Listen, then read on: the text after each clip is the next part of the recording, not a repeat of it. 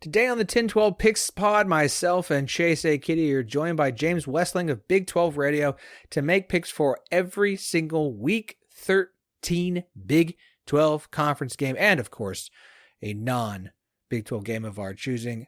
Fantastic show. Can't wait for you to listen. Let's get to it.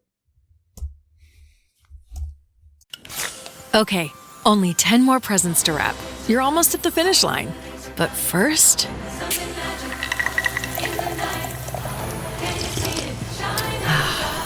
There, the last one. Enjoy a Coca-Cola for a pause that refreshes. Getting ready to step into your career era? Set yourself apart with Adobe Creative Cloud Pro for students. Hone your skills with apps like Photoshop, Illustrator, Premiere Pro, and more, powered with the latest in creative AI. Students save over 55% so you can build a portfolio you're proud of. Launch your future with Adobe Creative Cloud Pro for students. Visit adobe.com/students to learn more.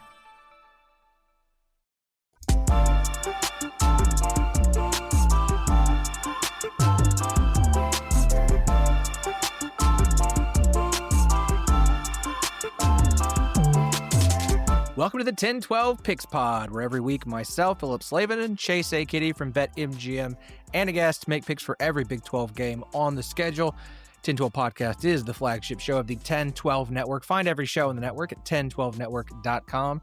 And of course, we are partners with Sports Social, Europe's biggest sports podcast network. Wherever you are listening, please do us a favor. Leave us 5 stars in a review. I'd love to read a new review. I would. So leave us one. Takes you a couple minutes. It's very nice. It helps me out a lot. I would love it. It does really help out the show. If you're watching or listening on YouTube, please like the video, leave a comment, subscribe. We'll try and comment or respond to you as best as we can. Joining us this week, got a very special guest from Big 12 Radio. That's right, Big 12 Radio.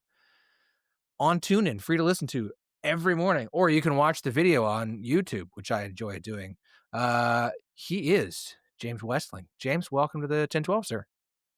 Man, thanks for having me on. This is really exciting. You guys do a phenomenal job, and I'm excited to be here and go through some of these games and talk about all the headlines in the Big 12. And man, it's an incredible time of year, crossover season. We've got basketball, we've got football, we've got coaching stuff. There's just so much going on. So man, I'm excited about the timing and super to get connected with you guys. We appreciate you taking some time to join us. Of course, we've had your co-host Ari on the show many times, and so I'm glad to finally get you on. So now we've had both halves of the dynamic duo. You guys do a great job every morning on the show. I love that you've added the YouTube element so that you can we can watch. Or I mean, listen, I do it at work, so I'm still mostly listening. But you know, it's fun to be able to hop in and comment along the way and be like, well, keep it coming. Keep it coming, man. We love the comments, and it's really weird. Like Ari and I, when we got hired for this job, you know, he was doing the show when it was on Sirius XM and was kind of the seasoned vet. When I got hired, you know, I went to Kansas State. He went to Kansas, KU, and we didn't know each other, but both went to college in the state of Kansas. We actually live less than 2 miles apart from one another here in the Dallas Metroplex, which is super, strange and really unique. And we've just developed a really natural on-air chemistry that really from day one, we just kind of clicked. So it's just a really, really bizarre situation that two guys that went to school at 2 big rivals have connected and were hired by the same company, not knowing any of that, behind the scenes. So it's been really fun, and we appreciate you as a viewer and a listener. Yeah, you guys do a great job. I've always been a fan of Ari. I think you're correct. You two have fit together really well. So it was a great hire there. And listen, you also do some work for ESPN and call some Big 12 games. And it's always nice when I hear that familiar voice and I'm like, hey, he knows what he's talking about. So this is going to be good. We're not going to have someone who's like, yeah, Okie State. Like, y'all going to start tweeting at him. Start tweeting at that guy. No, we don't have to worry about that with James. Okay, there's no misunderstanding when James is on the call. Well, if you could summarize that in an email and send that to my bosses, that would be fantastic. That would go a long way because that's what I'm going for. So we need more people like you talking to the powers that be there at those companies. I'll see what I can do. I'll see what strings I can pull. We're going to dive in this week because I've been out of town for a few days. And if I'd like to avoid a third straight night of sleeping by myself, I need to make sure we don't go too long this evening. So let's dive into last week's picks. What went down last week? Chase and I both tied at 5-3. Pretty much it's a very even consensus, green and red on my board here. And our guest Joel went 4-4. So Chase, you're up first. You had Oklahoma State plus 20.5, hits on West Virginia plus 12.5, Texas Tech minus 23.5, Utah minus 7.5, and BYU minus 4.5. I had the exact same thing across the board, except for I had the Utah team total over 34.5. We both missed on Cincy minus 6. And we got greedy with non-Big 12 picks, and we both went 0-2 in those. You missed on Southern Miss minus 3.5 and App State plus 12.5. I missed on the North Carolina Wake Forest under 38.5 and Duke minus 4. So we both went 5-3. You are now above 500, sir, at 52, 51-1, and I am at 48 and 56. So not a bad week, sir. Not a bad week.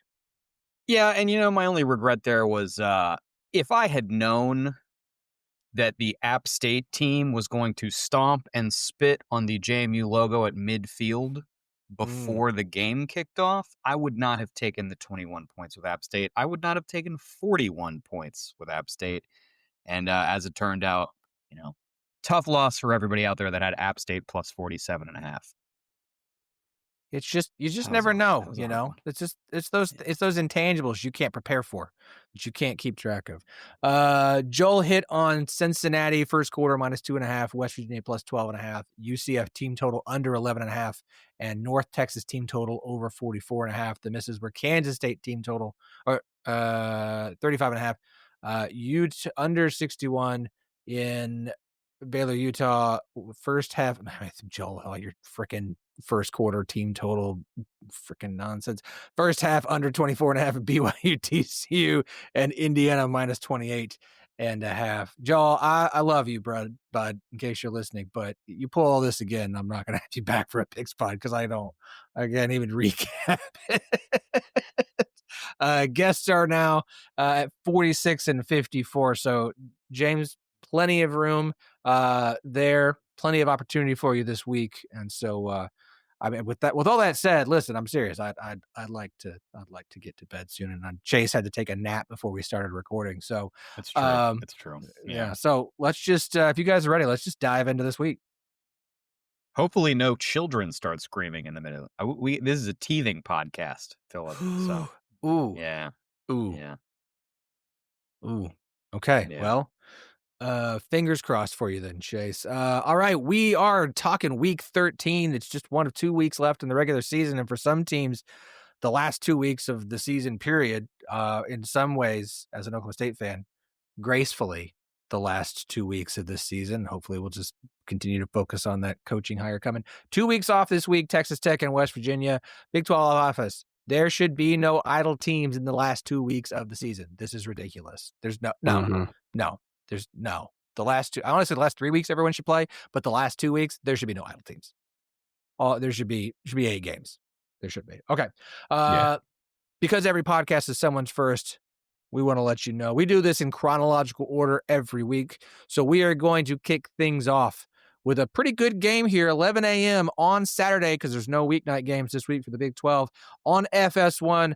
Iowa State Cyclones welcoming the Kansas Jayhawks to Ames in a classic Big 12, Big 8, all the way back to Big 6 football game. So very excited for this one. At the moment, Iowa State, a 4 to 4.5 point home favorite. Total is pretty much 55.5. Consensus across the board. Chase, I'm going to let you go first here since we tied, but I just copied all your picks last week, so that's why. What would you like, bud? It's okay. So let me set up how I was thinking about this game. I kind of wanted to take Kansas plus the points. I'm doing my due diligence on Kansas. They got 3 conference wins this year. 13th place team, 14th place team and 16th place team. Those are their 3 wins. So you're like, okay, I don't know if I feel great about that. Iowa State, till last week, they hadn't won a game in like a week and a half. So I don't know how I'm going to lay points with that team either. Just give me the under 55.5. I think these are 2 kind of offensively overrated teams at this point that are skewing toward the under.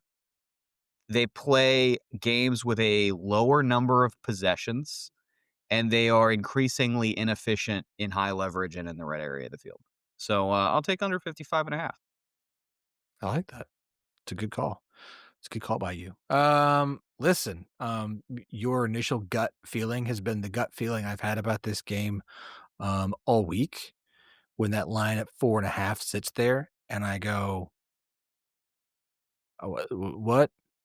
Why should Iowa State at this point in the season be favored by 4.5 in any game at all? Like I don't understand it. This is Kansas's last chance for a 6th win. Yes, they have a game next week. It's against Utah. This is Kansas's last chance this season if they want to go to a bowl game. They've got to find a way to win on the road. And while Iowa State has been far from impressive, Kansas is 1-3 on the road this season, and that win came at UCF, and it was not an impressive fashion. It's not a great UCF team. The problem is I don't like taking Iowa State by 4.5. I just think that's too much, and pretty much all our metrics agree with it. SP Plus has Iowa State minus 4.7. T-Shoe's got Iowa State by 3. FEI's got Iowa State by 1.5. Beta's got Iowa State minus 3.23. Parker's got Iowa State minus 2. Pear's got Iowa State minus 5.4. I just, like, the hook is the thing that's throwing me off completely. Like, this is a 3 to 4 point game. Like, I saying that Iowa State's going to cover 4.5 means that they're going to win by a touchdown. And I just don't believe that. I don't. Kansas has lost a lot of close games, both at home and on the road in Big 12 play this year. They just kind of can't quite get there, but they stay in the games. I'm going to ride with Kansas plus 4.5 in this one. I think Iowa State probably wins this game. I feel very good that Iowa State wins this game, but it's a 3-point game, not a 6 or 7 point game. James? All right, guys. So I'm picking either the spread or the over-under. Listen, you heard all the nonsense I read from Joel last week. You can do a team total. You can do a first half spread line. You can do whatever you want from this game, but just no money lines. You can't just be like, I think Iowa State's going to win. Well, yeah, that's fine. But yeah, you got to give us something. Okay. I can bring it. Okay. All right. No money lines. Everything else is on the table. So we pick 5 games every week on our show on Big 12 Radio, just against the points. Okay. Humble brag. I'm 43-23 on the season, which has now stretched my lead, which I'm sure Ari failed to mention during his appearance because we're very competitive. But I like, and I have not seen these lines until sitting down to do this with you guys. So this is really good in real time. I like Kansas to cover the 4.5. Iowa State's secondary has been an absolute mess. Ever since they lost Jeremiah Cooper and Jontez Williams early in the year, teams are throwing all over them. And Jalen Daniels, I don't think is going to go out with a bad game. And I think that making a bowl game for Kansas is a big deal for him specifically. He's out of eligibility. Finally, he's been there for like a decade. So I think he has a big game. I think Kansas covers the 4.5. Wouldn't be shocked. I actually like KU against the money line. I think they can win this straight up. KU and Iowa State's always really high scoring, really wacky, has these wild finishes. And KU's played so many road games the last 2 years that I think that the fact that KU's on the road, I don't look at that as much as maybe I would with somebody else, because KU's just, they seem to be hot and cold regardless of if they're playing in their brand new stadium or if they're on the road. But I lean into Jalen Daniels. I think he's going to have a massive game. He's had a really underrated year. He's top 3 in the league in passing efficiency, and against a depleted secondary, I think KU scores some points. So yeah, give me the Hawks. All right. I like it. All right. Moving on down our list for this weekend. We've got more morning games. Next one is our TNT game of the week. And again, I will beat this drum every single week. Watch the TNT games, folks. This is the closest thing to Big 12 Network. They do an incredible job.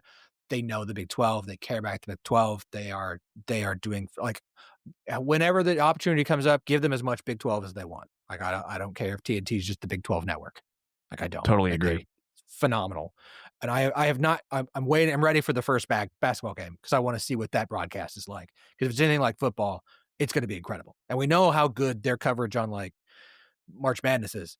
I cannot wait for a TNT regular season Big 12 conference game. It's going to be great. It's going to be great. So this week it's Arizona hosting Baylor at noon. Again, they don't get the best games, but they do the best job with them. You know, you get lemons out of lemonade or lemonade out of lemons. I think I got that backwards. I'm a little bit tired. I'm sorry.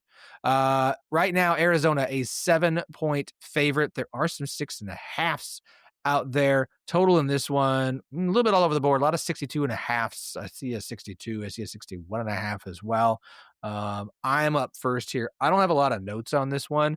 All I'm going to say is Arizona's playing a whole lot better than they were there at home. And why on God's green earth would you want to ride anything with Baylor? So the fact that there's a 6.5 and I can get Arizona for under a touchdown at home against a Baylor team that's just like, it is an absolute mess, and you've got a head coach and you can't really do anything with him, and you probably want to do something with him, but you can't right now because you got 80 issues.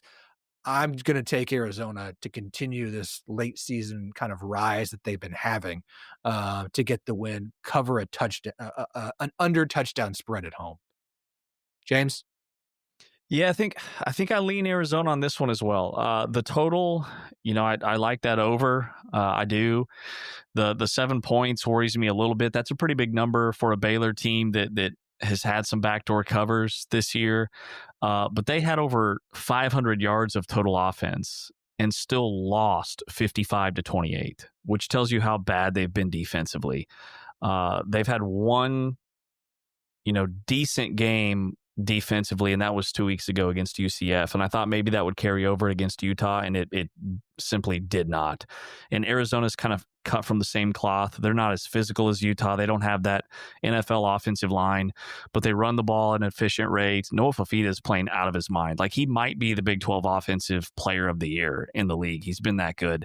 So I think I lean Arizona on this as well. Again, an 8-win season for Arizona after what Brent Brennan went through last year is a big deal. And you've got two programs headed in opposite directions. And this time of year, I think that matters. I think that means something. So yeah, I'll take Arizona at home. Yeah, I couldn't quite identify why at first, but when I saw the point spread here, which was open 6.5 and moved to 7 in most places pretty fast, I couldn't quite place why, but that number bothered me a little bit because obviously Arizona, the instinct is, okay, I like Arizona here, just in terms of the game and who's going to win the game. So I interrogated that a little bit, and I'm looking into the numbers, and I think what I was reacting to was, with the exception of Utah, let's take Utah off the board. But for the most part this year, Baylor's been bad. Metrics have been clear about that. But in terms of how they've been priced in the market, they've actually been a favorite or a pretty tight dog most of the time. So here, being a full touchdown dog to a team like Arizona that's in the top half of the table, but is not like a championship caliber Big 12 team. They're not competing for the title or anything. They're just a good team. That is a little bit of a departure in terms of how this team has been priced. So I wanted to be a little skeptical of just biting down hard on swallowing the points with Arizona. I started looking at alternative ways to play this game. And what I arrived at was, last 6 games, Baylor's 2-4 outright. In those 4 losses, the winning team, the team that beat Baylor, has scored 41 points or more in all 4 of those games. What's the team total for Arizona in this spot? 34.5. So if Arizona is less effective offensively than the last 4 teams that have beaten Baylor, they can still easily clear this 34.5 team total. That's what I'm going to do, is over team total Arizona 34.5. Ooh, very nice. Okay. That's fun. All right. That wraps up the morning slate, and also wraps up the start of our show. We're going to take a quick break. We'll be right back. New Icy Hot. Nighttime recovery. Relieves pain at nighttime while your body recovers. Icy Hot. You're so back. All right, we move to the afternoon slate. We do have a couple games, not just one. We got a couple. Let's knock out the ugly one. And this is listen, you don't get very many like P4 sicko games. This one feels a little bit sicko. UCF in Orlando welcoming Oklahoma State to town on Saturday at 3 p.m. God's time on ESPN Plus. Hope you've got your subscription. I do. Will I have this game on? I'll be listening to it in the car as I drive to Oklahoma. So I'll be following the game and paying attention, but I'm not sure I'll actually be watching it, which isn't necessarily a bad thing, given the way the season has gone so far. At the moment, UCF a 14 to 14.5 point favorite. Total in this one, pretty much a 48.5 consensus across the board. James, you are up first, sir. What would you like? What's the number? The line? The line is currently UCF. There's 14s. There's also a couple of 14.5s out there. Yeah. Okay. So I'm taking it at 14.5 or 14. You can take the rule 14. for the show generally is any number that you can personally put hands on right now, you can take. Mm-hmm. So if correct. you like the favorite, you want the 14, that's great. If you like the dog and you want the 14.5, you can do that too. Yep. Beautiful. All right. I'm taking UCF to cover the 14. I was all over Oklahoma State covering against Kansas State for a variety of reasons last weekend. I just felt like K-State was unmotivated. K-State hadn't been very good offensively. There was a lot of pressure on Avery Johnson.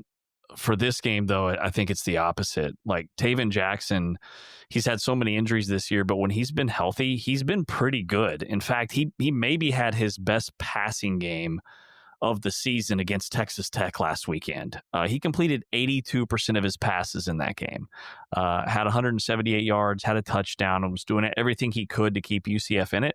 My point is, I think UCF's better offensively right now at this stage in the season than Kansas State is. Oklahoma State's opponent last weekend. UCF is +9 in the turnover margin this season. They're averaging almost 4 yards per carry, so they're running the ball really well, which is something K-State has struggled with without Dylan Edwards in the lineup this season. Their yards per carry and EPA hasn't been very good. So I just think matchup-wise, like this is a game where UCF, number one, can still make a bowl game. The players are all in on Scott Frost. Like they still play really hard despite being one of the lesser talented teams in the conference. But I think with the talent gap, with the bowl eligibility on the line and all the metrics, I think UCF is winning this game by 3 or more touchdowns. Okay. Chase? I'm going to be head-to-head with James here. As regular podcast listeners know, I am the number one Oklahoma State fan on this show. And I just will not stand for this kind of slander against our Cowboys. We are late in the 2025 season, and Oklahoma State is scrappy. They're playing better on defense than they have been over the first half of the season. The offense is last week notwithstanding, playing a little better. So this is still a team, in my opinion, that the market has not caught up to what they look like post Texas Tech. We're getting closer to me probably stopping the blind bet fest here, but I'm still going to be rolling it over on Oklahoma State. All right. Oklahoma State plus 14.5. Listen, if OSU had competent quarter play last week and didn't turn the ball over 5 times, they beat Kansas State. Yeah. Like, it was just leave it at that. I don't want to dwell on poor Zane Flores. And I'm not going to hold the Texas Tech loss against UCF. The Red Raiders do that to everyone. Like, that's just, whatever. But why on earth should I pick UCF to cover a 2-touchdown spread? Why? That doesn't make any sense. That said, the turnover thing is a real thing because Zane Flores has 2 touchdowns and 5 turnovers in his time as the starting quarterback for Oklahoma State. He's just not great. So I think, because I do think Oklahoma State's defense has been playing well, I'm taking the under 49. Like, I still think it'll be a low-scoring game. So, under 49 for me. Okay. Yet another example of me being the number one Oklahoma State fan on this podcast. Correct. I think we should pick who the next coach is going to be at Oklahoma State, because that's one of. I'm so excited to see who they hire in this cycle, because I think there's a lot of really offensive minded, like analytical guys out there on the market that they might be able to grab. Zach Robinson isn't super exciting for me. I know he's got the history and he's young and he's an up and comer, but man, I can't wait to see who they hire. And it sounds like an announcement's going to be coming here pretty soon. I mean, I'm not saying that they'll announce a hire after the game on Saturday next week ends, but if there's not a name by Monday, I'd be shocked. And at this point, if it's not Alex Golish or Eric Morris, I think I'd be really surprised. And the Golish buzz has been like strong and loud.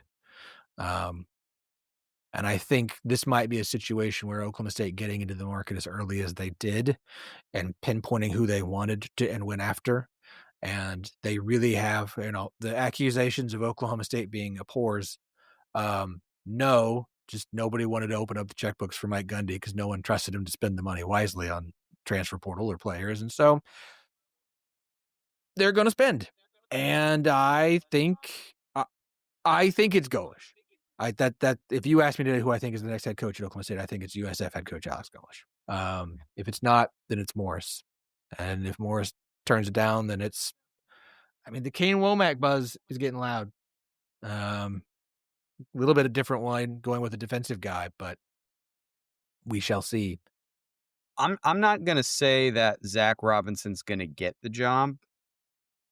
I am going to say I think he wants the job the most. Yes. And the reason I know that that's true is the Atlanta Falcons cannot get a quarterback through the transfer portal, but Oklahoma State might be able to. I feel like OSU has the stronger odds of succeeding in that avenue than the Falcons. Correct. The Falcons too. Okay. So we'll move on to our one of our afternoon games on the slate here at 3 p.m. God's time on Fox. We've got a matchup between two teams from the state of Texas. Houston hosting TCU. It's not a rivalry, but when the Texas teams play, it's kind of a rivalry. And this one is a little bit interesting to me, mostly because of the numbers. Right now, Houston at home, just a 1 to 1.5 point favorite. Total in this one, pretty much a 54.5 across the board. There are some 55s out there. Chase, you are first, sir. What would you like? I think I'm going to take Houston. And I'm basing this handicap on the fact that I have had eyeballs that have worked for most of the last 2 months. And I don't know why this is a pick 'em. That's crazy. End scene. Okay. I like it. I like it. It's interesting how much the numbers kind of align with Vegas's views on things. SP Plus has Houston minus 2.8. TSU's got TCU minus 3.5. FEI has TCU minus 2.1. Beta's got Houston minus 0.34. Parker's got Houston minus 0.7. Pear's got Houston minus 0.1. And Kelly Ford gives TCU a 58% chance to win. And if you told me that before the start of the season or early in the season, I'd go, okay, that makes sense. Being aware of how TCU has looked playing college football the last few weeks, I don't think there has been an appropriate adjustment to what we've seen from TCU and the Horned Frogs. So I'm riding along with you, Chase. Give me Houston -1 to win at home. I just don't look. Could TCU win this game? Absolutely. But I don't, there's nothing I've seen the last month to give me any indication that I should pick them to. James? Yeah, I'm with you guys. Call us the big three. I like Houston as well. I I thought TCU would show up more so than they did against BYU. Last weekend was the same Saturday that BYU got upset at home against Kansas a year ago. And I thought TCU maybe had the formula and the firepower to do that again, and I could not have been more wrong. There's just something lifeless about that TCU team right now. They're not all in on this season. It's been a disappointment. Meanwhile, Houston, even though this game's not probably going to be super well attended, like the home attendance numbers for Houston outside of the Texas Tech game, which was a lot of Texas Tech fans, haven't been great, and that's a little bit disappointing to see. But Houston's red zone offense is 8th in the country. TCU's red zone defense is 121st. So I look at that, and then also third down rates. TCU allows opponents to convert 42% of their third downs. They're 101st nationally. So I just think Houston stays on the field with their ground and pound. I think Connor Wegman does enough to keep Josh Hoover on the sideline, which will further magnify all the frustrations that the TCU offense is dealing with. A couple of turnovers. I think Houston's got a major edge there, and I don't think Sonny Dykes has won a game in like 3 years in games that TCU doesn't win the turnover margin. So I look at that as well. I like Houston. Oh no, we may have a consensus curse game here on our hands. I will note we had one consensus last week, and it was a winner. So we're up to 5-7 when we all agree. So the consensus curse not as strong this year. Maybe it's starting to fade or has been distracted for some reason. We shall see what happens this week. All right, we move on to the nighttime slate of games. This is the big one. Big noon. No, it's not. I have one more. Sorry, just kidding. One more afternoon game. I knew something was wrong. I scrolled down in my notes too far. The one more afternoon game. One more 3 p.m. God's time. This one on ESPN2. Utah hosting Kansas State. I'm sorry, I was just going to skip over this one because I knew it would take us like 2 seconds to make a pick here. At the moment, Utah a 17 to 17.5 point favorite. This, by the way, is another first-time matchup. Utah, Kansas State have never played football before against each other. So one more left this season after this one. One more left. Total 51.5, pretty much across the board. I believe I get to go first here. It is, I mean, I'll read the numbers just for fun. Utah, SP Plus has Utah minus 17. TCU has Utah minus 14.5. FEI has Utah minus 20.3. Beta's got Utah minus 25.12. Parker's got Utah minus 18.3. Pear's got Utah minus 19.5. Kelly Ford gives Utah 90% chance to win. Hey, Chase, can you look something up for me here, if you wouldn't mind? Always. All right. Can you find Utah's team total for this game? Listen. So you're not comfortable just laying the hammer. I just want to know the number. I just like to know what the number is. Okay. Sometimes it's good. It's good to have options, right? To see if there's one thing you like more than the other. And so 34.5. 34.5. Oh, that's brilliant. I need to make sure I updated my stat here properly before I read it on the show. I'm doing a great job. This is great. This is great podcasting right here, folks. This is how you do it right. James, right, I so hope you're taking notes for your shows. Yeah. This is, listen, we're here to educate and help. After last week's win over Baylor, Utah's margin of victory in their 8 wins this season is now up to an average of 36.25 points per game. If it's not BYU or Texas Tech, they're smashing everyone. They will cover the team total, and I think they will win by the margin as well. So I'm just going to take it. You know what? I did it last week. I'm going to do it again. Team total was 34.5. That's what you said, Chase? 34.5. Chase, what's the team total for K-State? Well, that's the same team total as last week. I am seeing Perfect. 16.5 juiced to the over. I bet it is. James, you're up, sir. Man, I don't like any of these numbers. I don't know what to think about this game. K-State's basically only been blown out twice in the Chris Kleiman era. And that was a couple of weeks ago against Texas Tech and then last year at BYU. So that makes me lean maybe K-State with a backdoor cover, but the way Utah's just been crushing people and needing those style points, and Bird Ficklin, that added dimension, and K-State's defense is decimated by injuries. Utah's also a team that doesn't make a lot of mistakes. Like, I think K-State could maybe hang if this was a team that was more finesse-based and turn the ball over at times. But that's not Utah. The yards per carry's off the charts. Again, K-State's struggled to stop the run, especially with Austin Romaine out. They had 5 turnovers against Oklahoma State and only scored 14 points. So the offense is struggling even in really good short field situations. Yeah, I think Utah's probably the pick here. I'll take Utah to cover the 17. Would it be 17 that I could get them at? Yep. Yeah, Best number for you is 17. I'll take the Utes. Oh, very good. Very good. Chase, shall I also give you a Utah minus 17? You should, and I'll Phillip, I think you did a good job framing up that Utah just beats the crap out of everybody, except for the 2 teams that it's lost to this year, Texas Tech and BYU.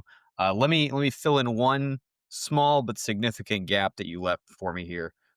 Utah's won 8 games, covered all 8. So it's good. I'm gonna Utah write that minus down 17. Yeah. I saw someone try to criticize Utah because they got air quotes blown out by Texas Tech, and I was like, "Tell me you didn't actually pay attention to that game." Yeah, I mean you didn't actually pay you didn't attention watch to that game. Yeah, that's called box score watching. Yep. Which is not really a true college football fan. But, hey, cool, whatever. You know, there's lots of things going on. So, yeah. Okay. Now we move to the night slate for the weekend right after this break. REI Co-op presents a perfect outdoor moment with the perfect gift. Picture this. You're ripping with your favorite person. Bluebird skies, blower powder, and frankly, you're skiing like legends. So sick. Another lap? Thanks to REI's curation, from lid to sticks, you nailed the gift. No way. How'd you know? Does it get more perfect than that? Give without guessing. Shop in store or visit rei.com. All right, the big one for the Big 12 this week diminished some when one of the teams lost in surprising fashion last week. But Big Noon headed to Cincinnati. The Bearcats play host to BYU, who is the first team out of the playoff in these recent rankings. Big 12 fans seeing 2 teams as first teams out, that doesn't cause us any sort of PTSD in any way, shape, or form. No, not at all. This one, 7 p.m. primetime kickoff on Fox at the moment. BYU, just a 2.5-point road favorite. Total in this one, 54.5 across the board. James, you're up first, sir. What would you like here? All right, I'm going to go outside of my wheelhouse because, again, we haven't picked any over-unders at all this season. But with that said, I will take the over. Cincinnati is supposed to be getting Evan Pryor back, Caleb Goody back at wide receiver. Those are 2 dynamic speed-type guys. BYU's defense, their success rate, their EPA, all that stuff isn't actually as good as you might think. They really feast off of takeaways, and Cincinnati's an offense that doesn't turn the ball over. Meanwhile, the Cincinnati defense, Arizona and Utah gained over 64% of their available yards against the Bearcats. That's like 20% higher than the national average. So my point with that is the Cincinnati defense hasn't been maybe as good as it's looked on paper at times. So I think there's going to be a lot of points in this game. I like BYU against the points, but I'm more comfortable and confident in that over. So I'll take the over of 54, I think you said. 54.5. Everyone's got that. I'll take the over. 54.5. I'll take the over. All right. Chase? I am going to take Cincinnati plus the points. Look, 2.5 is not the greatest number in the world, especially when you're talking about college football. 2 has become a little bit more key on the NFL side of things. College football is still more of a bait line, but I think this is a Cincinnati number. I think this is the market saying we don't take BYU seriously enough to move this to 3. I think Cincinnati's run game can really get going here, and I'm going to give them a pass for last week and say, hey, maybe that was just a look-ahead game. Sure, they definitely spoiled my hedge setup that I had nice and cleanly built with the 10-1 or 12-1 little bites that I'd taken on the Cincinnati futures table. Nonetheless, I will forgive them, and I will take the 2.5. Okay. All right. All right, let me read through some stuff. Of course, we all know the stat by now. BYU 41-6 since 2019 in games that kick off after 6 p.m. This one's a 7 p.m. kickoff, so that fits that one. Shout out to Voice of the Cougars, Greg Rubel, for some very interesting stats. Here are some current BYU football streaks that are active. 7 consecutive wins when leading by 2 touchdowns or more at halftime. 8 consecutive wins when leading after the third quarter. 10 consecutive wins in night games. 10 consecutive wins with a defensive or special teams touchdown. 11 consecutive wins with points on the first possession. Or 11 consecutive with points on the first consecutive. 11 consecutive wins with 100-plus rushing yards. 14 consecutive wins when leading at half. Yeah, I can keep going on for a while. There's a lot of these. Also, this one was really interesting. Cougar stat. Brendan Sorsby, Cougar stat on Twitter. Brendan Sorsby has faced 3 of the top 6 pass efficiency defenses this year. Arizona's number 3, Nebraska's number 5, Utah's number 6. Against Arizona, 15 of 28 for 154 yards, 1 touchdown, 2 interceptions. Nebraska, 13 for 25 for 69 yards, 0 touchdowns, 1 interception. Utah, 11 for 33 for 221 yards, 1 touchdown, 1 interception. BYU is 13th in the nation in pass efficiency defense. That great offensive line is still great, but it gives him plenty of time to make good decisions and do a good job, but it doesn't necessarily make him a better quarterback. He has been a bit disappointing sometimes, and we've praised him a lot on this show. I'm still a card-carrying member of the Brendan Sorsby fan club, okay? I'm not giving my card up. I'm not even going to fold a corner down after this, but there's enough data to make me go, I'm a little bit concerned here about this in his performance. I think if Cincinnati wins this, it's because they really, really are able to get the run game going more than Brendan Sorsby. And Brendan Sorsby just has a solid, clean game where he doesn't turn the ball over. So at less than a field goal, BYU has just been like unkillable, except for Texas Tech, but Texas Tech kills everyone. I'm gonna go opposite you on this one, Chase. I have to at some point. I will take BYU to get the win on the road. I believe there are still 2s available. Nope, it's all 2.5. 2.5. So BYU minus 2.5. I love Cincinnati. I just don't. I don't know. I don't know. And if you're tell me it's gonna be a close game that comes down to coaching, BYU. All right, one last night game. Sorry, that was probably meaner than it needed to be, but what can I say? Last night game, 7 p.m. God's time, ESPN2. We've got Colorado hosting Arizona State in Boulder. Oh boy. Arizona State, currently a roughly 7-point road favorite. There's a 6.5 and 7.5 out there. Total in this one, 48.5 for the most part. There is a 49 if that interests anyone. Chase, I believe you are up first on this one, sir. What would you like? I am interested in that total, and I am interested in that 49.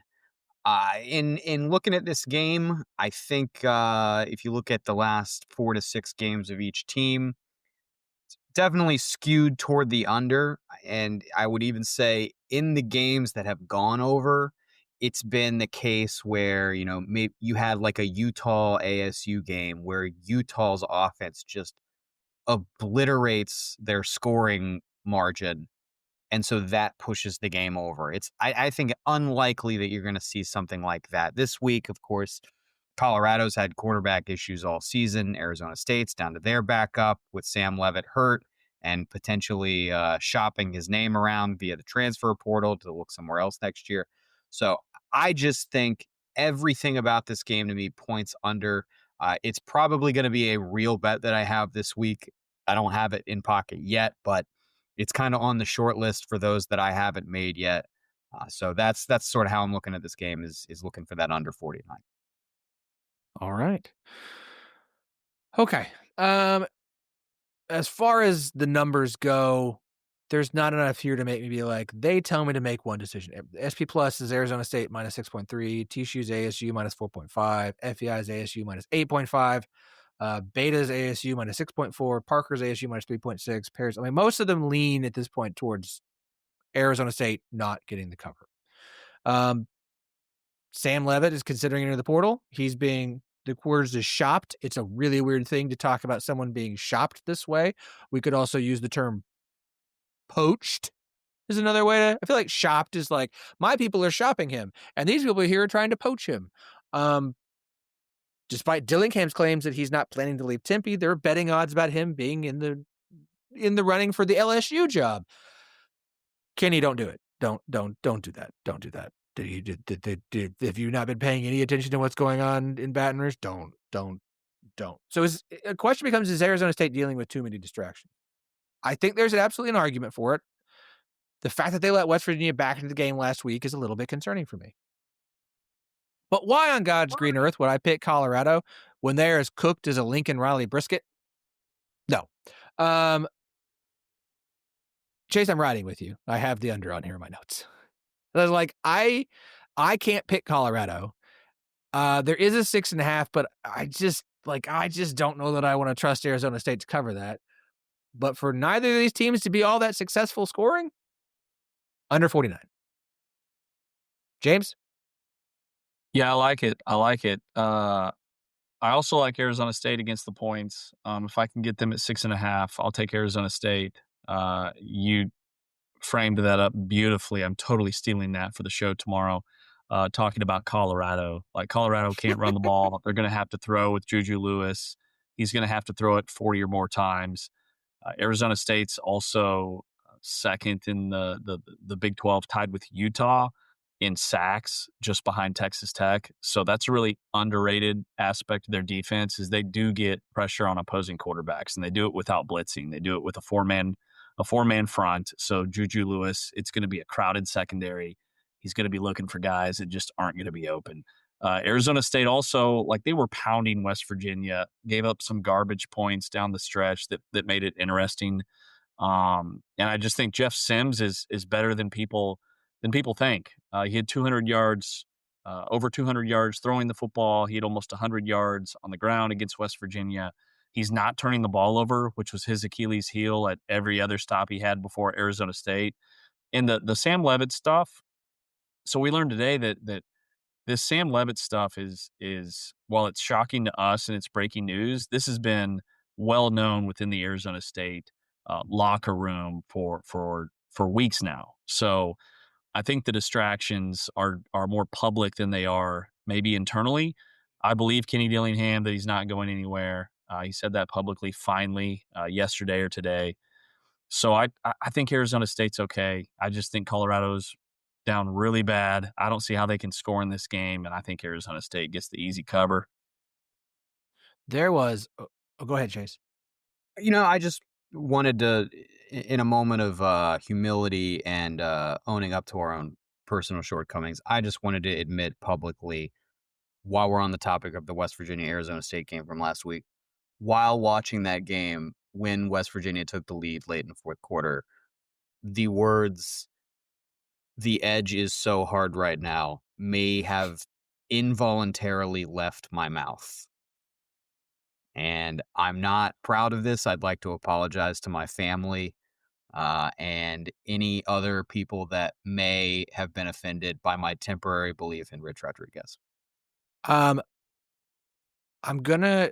There we go. Okay, so there's an article at The Athletic from Antonio Morales and Sam Kahn, and Chris Fanini shared one of the quotes in there, and I have to read this in regards to Colorado.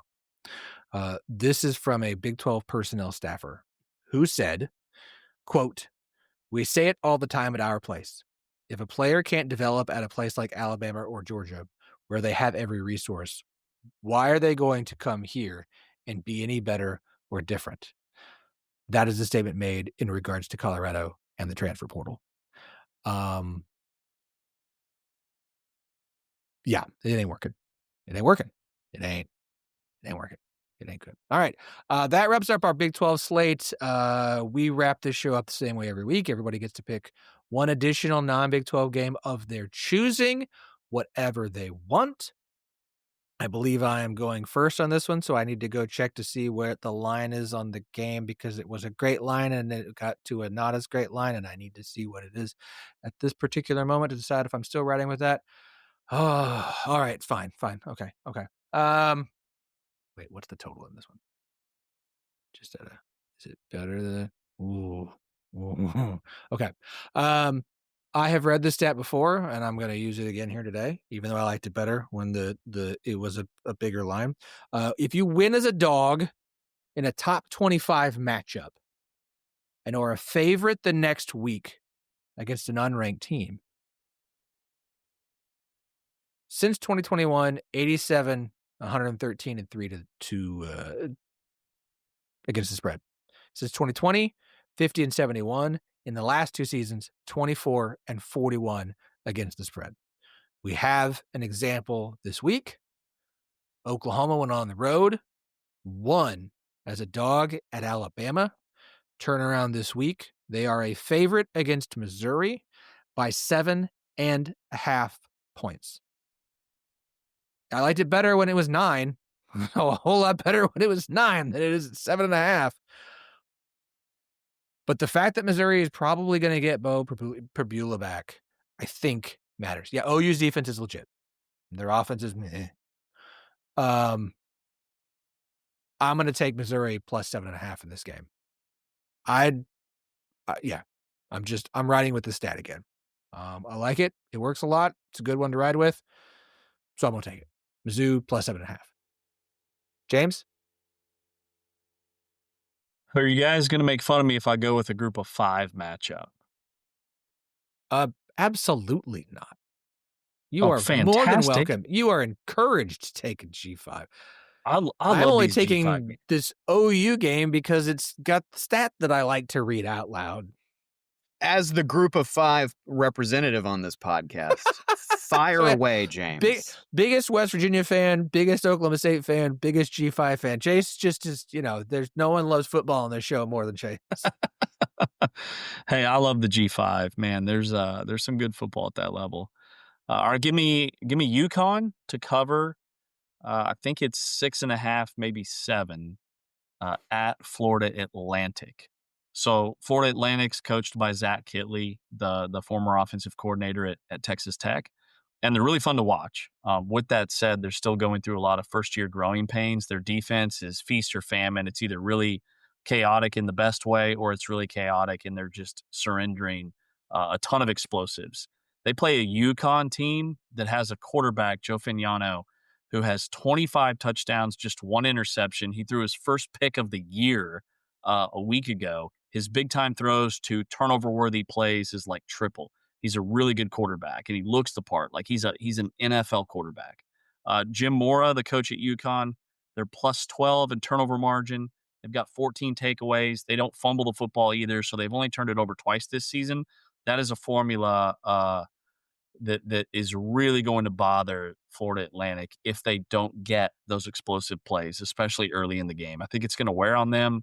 I don't think there's much of a home field advantage. UConn's first in the nation in havoc allowed. They just don't give up a lot of explosives with opposing defenses. They're so fundamentally sound. So, yeah, give me UConn to cover wherever I can get it. I think I can get it at 6.5. Maybe it's 7. But I'll take UConn by a touchdown or more. Yeah, best I've got is 7. So okay, it is all yours. 7. Give me that 7. Speaking of quarterbacks who are going to get shopped around this offseason, I don't know. He's a senior. He's not just a senior. He's a 7th-year senior. Oh, so he's done. Okay, never mind. Yeah, he's done. He ain't. Yeah, he's done.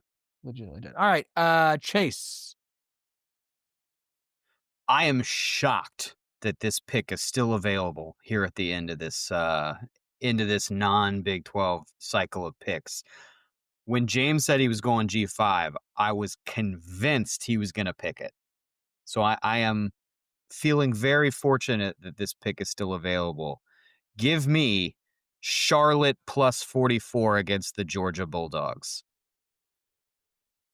The most obvious and best bet of the Week 13 schedule.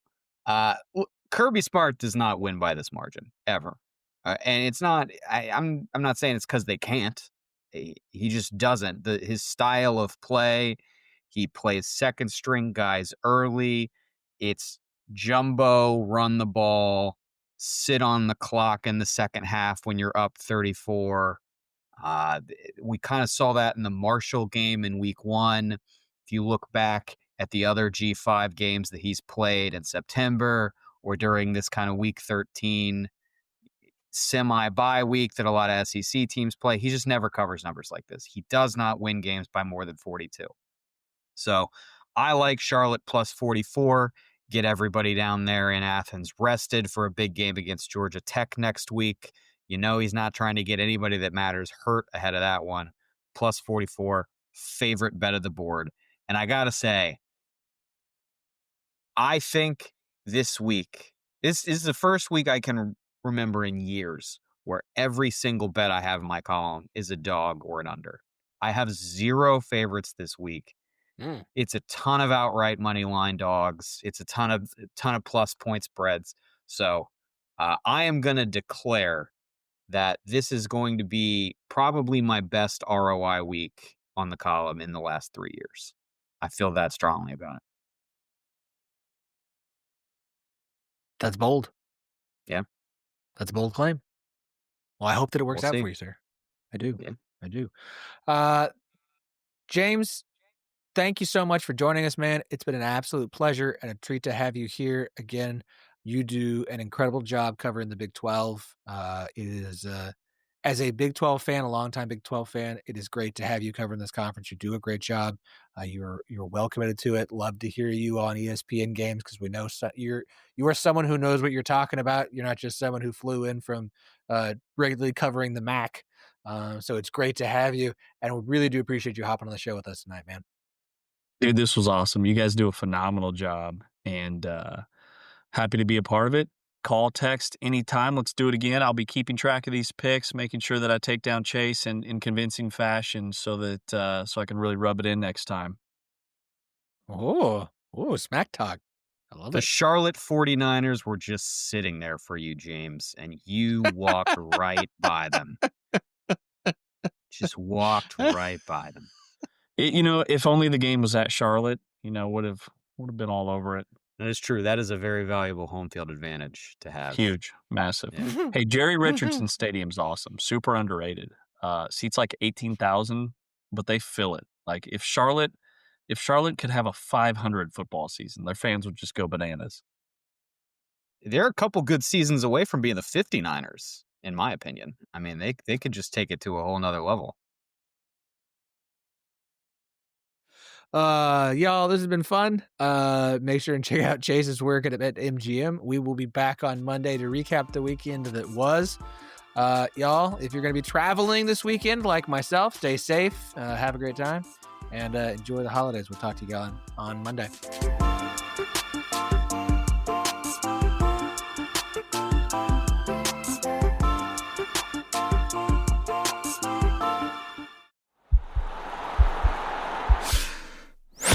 This podcast is part of the Sports Social Podcast Network.